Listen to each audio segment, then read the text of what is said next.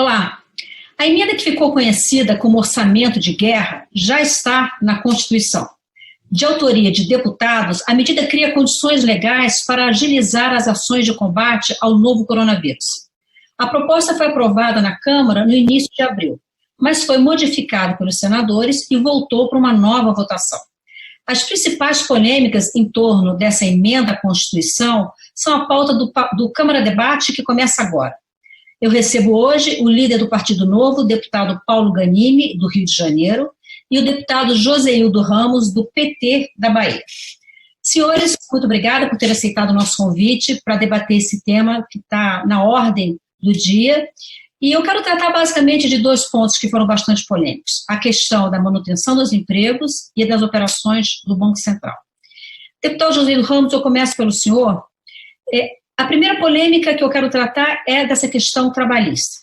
Existia uma tendência, ou pelo menos um pedido por parte dos partidos de esquerda, de que as empresas beneficiadas com benefícios creditícios, financeiros e tributários tivessem o compromisso de manter os empregos. Isso acabou não ficando no texto final. Eu queria que o senhor explicasse um pouco qual é a preocupação e o que o senhor acha que pode acontecer em função disso.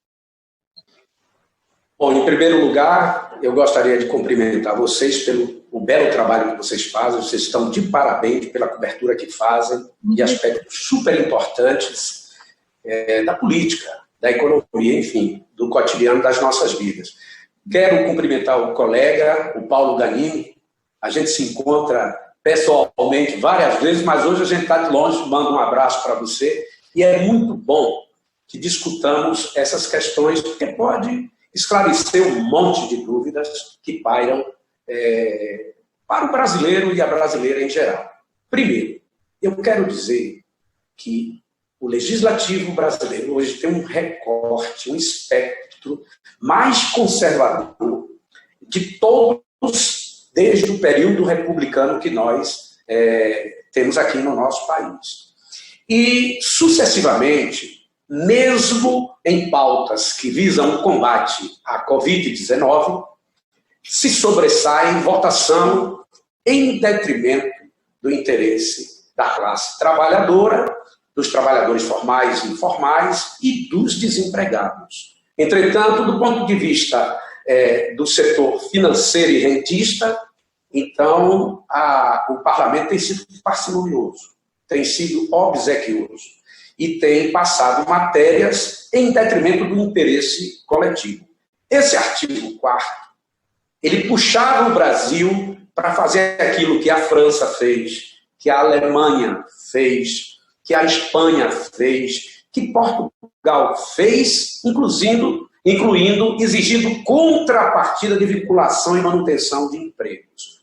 Porque a corda mais fraca nesse processo é exatamente o trabalhador, e principalmente num país tão desigual quanto o nosso, que não é a realidade de todos esses países europeus capitalistas, mesmo porque, após a pandemia, nós teremos algumas pós-verdades que se estabelecerão, como em toda a crise que existe do ponto de vista histórico, e a gente vai falar mais tarde sobre isso.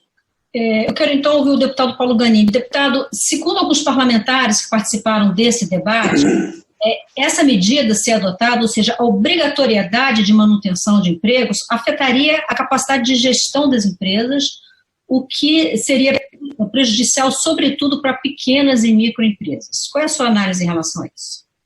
Não, exatamente. Acho que a intenção de quem colocou esse objetivo de obrigar a manutenção de emprego para quem optasse por esse auxílio era uma boa intenção até.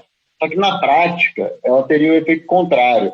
Vamos colocar aqui como exemplo uma empresa que tenha 30 funcionários. 30 funcionários, não é uma empresa muito grande, nem uma microempresa, mas é uma empresa relativamente rotineira aí na nossa sociedade, restaurantes e outras pequenas empresas.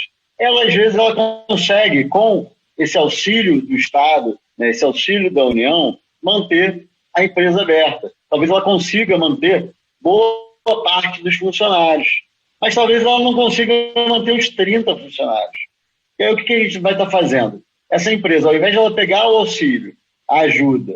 Manter a empresa aberta, que faz com que, inclusive, ela, no momento da retomada da crise, ela tenha capacidade de recontratar alguns desses funcionários ou gerar outros empregos e ainda mantém parte dos empregos funcionando. O que ela faria? Ela falaria o seguinte, olha, eu não tenho como manter, mesmo com esse auxílio, eu não tenho como manter a minha empresa aberta. Aí, ao invés de a gente poupar 20, 25, 15 empregos que sejam, a gente vai estar colocando a empresa numa situação em que ela não vai pegar o auxílio e ela vai mandar os 30 funcionários embora. Então, esse é o problema que a gente apontou e que é muito importante que a gente entenda a lógica, né, por trás.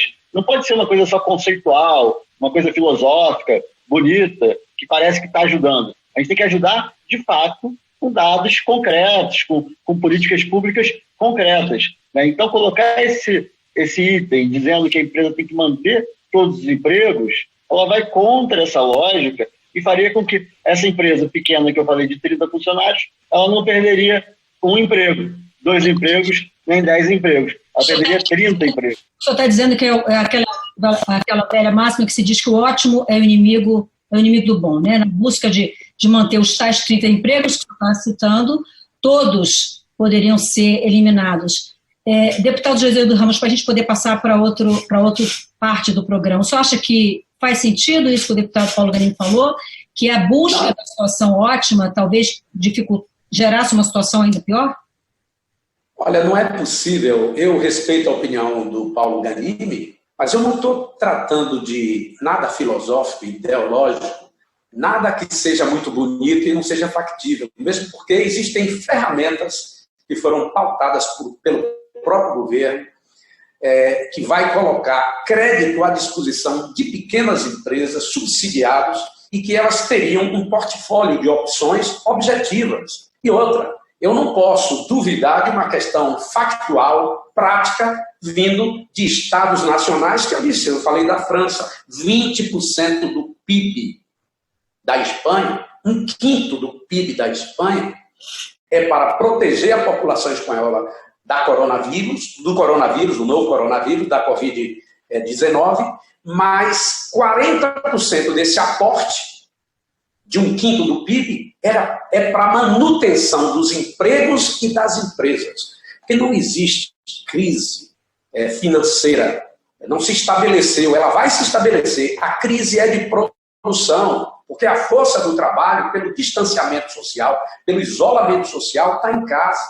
Então, e outra coisa, só para poder observar para o nosso companheiro, deputado Paulo Ganimi, observe qual o país que foi mais acometido da Covid-19. É o país mais rico do planeta, é os Estados Unidos. Por quê? Porque lá não tem um sistema público de saúde. Então não existe uma regência onde exista uma obrigatoriedade de setores, uma posição sistêmica para você planejar o combate ao Covid. Foi isso que aconteceu, ao contrário da China. Então, é isso, o hipossuficiente entre nós é o trabalhador, isso é fato, é o cotidiano, é o trabalhador informal, são os desempregados que tem. Nós estamos olhando para ele, mas a empresa ela pode escolher, sendo pequena, média ou grande, ela tem instrumentos à sua disposição. Deputado Paulo Ganimi, eu falei na abertura do programa que tinha 2 pontos que tinham sido bastante polêmicos nas votações, e o segundo ponto diz respeito à possibilidade de negociação de títulos privados pelo Banco Central. Diferente do que acontece na primeira parte do programa, que a gente está falando de empregos, né, de trabalho, que todo mundo sabe o que é isso, eu queria que você explicasse rapidamente o que foi a polêmica em torno disso, o que o Banco Central não vai poder fazer, o que ele vai poder fazer, que gerou tanta polêmica. Bom, esse ponto, eu acho que é um ponto até que não vai ter muita polêmica aqui entre nós dois, porque o Novo e o PT votaram de forma similar nos destaques, tanto do PSOL quanto do próprio Novo, que tentavam evitar essa possibilidade do Banco Central adquirir tanto títulos públicos quanto títulos privados, né? São efeitos diferentes. O título público não é um risco de calote ou de compra de títulos podres, mas é um risco inflacionário, é um risco de afetar também a questão da taxa de juros no Brasil. Só que a segunda parte, né, eram 2 incisos. O segundo inciso que permite ao Banco Central a compra de títulos privados, a gente entende, né, eu até acredito que com o atual presidente do Banco Central, o atual ministro da Economia, dificilmente eles vão comprar títulos podres. Eu confio neles. Só que eu não vou votar numa PEC, né, ou até mesmo num outro projeto de lei, baseado na confiança em quem está no poder. Até porque a gente não sabe se quem está hoje como ministro e como presidente do Banco Central vai ficar até o final da pandemia. A gente já viu aí, nesse meio da pandemia, 2 ministros importantes saindo, né? Então, quem sabe, também outros não podem sair. Claro que não é isso que eu desejo, nem é isso que eu acho que vai acontecer, mas eu não vou dar permissão ao Banco Central comprar títulos podres, que é isso que a gente votou, isso que a gente autorizou, né? Claro que a intenção não é essa, a intenção é que eles ajudem, né, as empresas, podendo comprar títulos de empresas, né, que estejam em situações difíceis, inclusive com o mesmo objetivo de manter as empresas abertas, de manter o trabalhador trabalhando e tudo mais, mas a gente também permitiu com isso que eles comprem títulos podres. O texto até melhorou quando voltou do Senado, que tinha algumas ressalvas, né, mas ainda assim é muito frágil a ressalva. Tem outro lado também, quando a gente fala de comprar título, não é só o presidente que define a compra de título. O próprio gestor ali pode fazer isso, e até às vezes sem ser de forma intencional, né? Então, isso a gente já viu banco grande quebrando, e no caso aqui, caso a escolha seja muito ruim, não acredito que o Banco Central vai quebrar, mas no final das contas, quem vai pagar por isso vamos ser todos nós. Então, assim, não é contra a ajuda do Banco Central, mas é contra o mecanismo que foi colocado que permite que os títulos podres sejam colocados. E aí só uma ressalva sobre a questão do crédito, né, que foi falado anteriormente pelo Joséildo. As empresas estão tendo muita dificuldade em ter acesso a esse crédito. A gente tem conversado muito com donos, pequenos empresários, donos de restaurantes, tudo mais. Então, toda essa ajuda, e mesmo que eles tenham acesso ao crédito, tem que lembrar que crédito gera uma dívida. Então, qualquer medida que a gente dê agora, que faça agora, para ajudar pequenas empresas, né, pequenos empresários, a gente vai estar colocando uma dívida futura. Então, tudo isso é paliativo. Não é um remédio que cure o problema, só está gerando uma ajuda para as empresas. A gente quer sim que as empresas mantenham os empregos, mas a realidade ela está batendo na nossa porta. Deputado Paulo Ganimi, o senhor falou um ponto interessante, que é sempre bom chamar a atenção disso para as pessoas que nos assistem, que o PT e o Novo estavam juntos nessa discussão, né? Porque isso é uma característica do parlamento. Às vezes as pessoas dizem que os interesses são sempre inconciliáveis, mas não, né? Eu só dei um exemplo claro disso. No final, com a aprovação da emenda, como é que ficou o Banco Central, o que o Banco Central pode e o que não pode?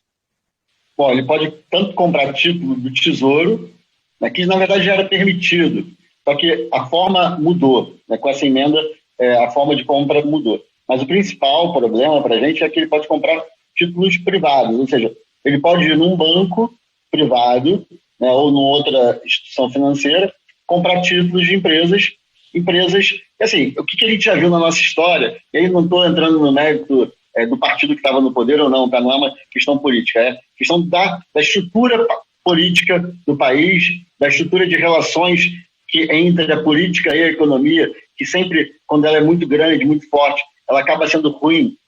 Uma decisão política pode influenciar na decisão técnica, né, ou que deveria ser técnica, de uma instituição, como já foi com o BNDES, e agora a gente está permitindo isso com o Banco Central. Uma coisa que diminuiria isso, que é o caso de outros países, que é um ponto que é importante falar, em outros países o Banco Central pode comprar esses títulos. Só que o Banco Central dos outros países, como os Estados Unidos, ele é independente. Então, ele é feito como a gente tem outros órgãos no Brasil, que o presidente até nomeia, mas o presidente presidente da República, né, nomeia, mas o presidente do órgão, do Banco Central, ele tem um mandato. E esse mandato ele não pode ser retirado a qualquer momento. Por isso, a influência política diminui muito. E aí esse problema seria menos grave. Deputado Joséildo Ramos, eu queria ouvi-lo em relação a essa questão do Banco Central, e como a gente está caminhando para o final, já colocar um outro ponto da emenda à Constituição, que é o seguinte: está previsto um conjunto de regras voltadas para garantir a transparência das operações que serão realizadas, inclusive a possibilidade do parlamento sustar algumas dessas operações. E isso traz à luz também a possibilidade, quando a gente fala de títulos podres, dos outros agentes do mercado, desse setor, observar e ficar atento a isso. Eu queria ouvir um pouco em relação a isso. Olhe bem, em primeiro lugar, é função do legislador ele ter cautela e prevenção no ato da sua escolha. Por isso, a nossa posição coincide naturalmente com a posição do Novo, que nós discordamos na maior parte das posições, isso tem sido visto, mas nessa não. Eu concordo ipsiliter com tudo que o Paulo acabou de colocar, porque isto é verdadeiro. E outra, numa nação onde a gente já, lá atrás, já ouviu falar das polonetas, então imagine o que pode significar doravante com essa abertura, mesmo porque eu reconheço que nós temos um sistema financeiro robusto, o Banco Central bem posicionado, entretanto, nós não podemos ficar a reboque de uma administração pública federal, do presidente que não lidera, não coesiona o governo, ele não está demonstrando essa possibilidade, e não é possível, no mundo não existe nada semelhante que em plena pandemia, uma tragédia humana, então o ministro da Saúde é sacado, por diversos motivos que não convém dizer aqui agora, e logo depois o ministro da Justiça, cuja simbologia é grande, e ele abriu mão de alguém que simbolizava a luta contra a corrupção, que eu não concordo, mas é a visão geral que se tem sobre o ex-ministro Moro. Então, nós não podemos apostar no que é hoje, aquilo que pode vir a ser amanhã. Portanto, nós votamos da mesma forma. Entretanto, o texto que veio do Senado é um texto melhorado, e mesmo com toda essa fiscalização, quando vai para o mercado privado, o Banco Central corre risco, porque a gente ainda não tem uma série de situações na regulamentação desses procedimentos. Bom, isso é tema de outro programa, Banco Central Autônomo. Não tenha dúvida. Banco Central Independente. Senhores, eu agradeço muitíssimo a participação no Câmara Debate. Agradeço. Okay. Eu conversei nessa edição com os deputados Paulo Ganimi, do Novo, do Rio de Janeiro. Paulo Ganimi, deputado, é líder do partido, e o deputado Joseildo Ramos, do PT da Bahia, sobre a nova emenda à Constituição. E é bom lembrar que essa emenda, ela compõe uma parte da Constituição, que fica lá no finalzinho, chamado Ato das Disposições Constitucionais Transitórias. Então, ela não está no corpo principal da Constituição. O que significa isso? Que o que foi aprovado vai valer por um tempo. Passado esse tempo, volta tudo à velha forma como era, os controles fiscais, as obrigações de regra de ouro e coisas parecidas. Eu sou Maristela Santana e a gente se vê numa próxima edição do Câmara Debate. Até lá.